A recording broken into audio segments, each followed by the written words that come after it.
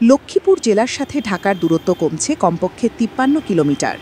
চাঁদপুর জেলার হাজীগঞ্জ থেকে লক্ষ্মীপুর এবং কুমিল্লার গৌরীপুর থেকে হাজীগঞ্জ পর্যন্ত দুটি সড়ককে একত্র করে জেলা সড়ক থেকে আঞ্চলিক মহাসড়ক হিসেবে শ্রেণী পরিবর্তনের অনুমতি দিয়েছে পরিকল্পনা কমিশন। গৌরীপুর, কচুয়া, হাজীগঞ্জ, রামগঞ্জ, লক্ষ্মীপুর নামে এই নতুন আঞ্চলিক মহাসড়কটির মোট দৈর্ঘ্য হবে ৮০ কিলোমিটার।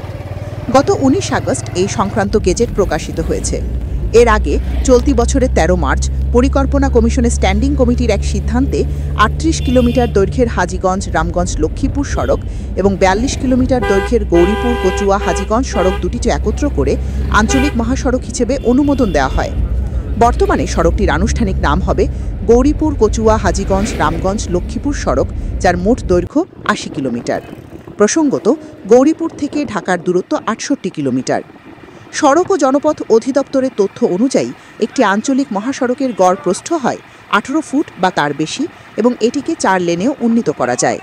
স্থানীয়ভাবে জানা গেছে, বর্তমানে লক্ষ্মীপুর জেলার বাসিন্দারা সড়ক পথে ঢাকায় যাতায়াতের জন্য প্রধানত ৩টি রুট ব্যবহার করেন।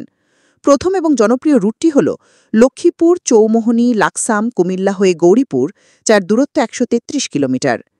দ্বিতীয় রুটটি হল প্রস্তাবিত গৌরীপুর, কচুয়া, হাজীগঞ্জ, রামগঞ্জ, লক্ষ্মীপুর সড়ক, যা মূলত ছোট গাড়ি ব্যবহার করে এবং এর মোট দৈর্ঘ্য ৮০ কিলোমিটার।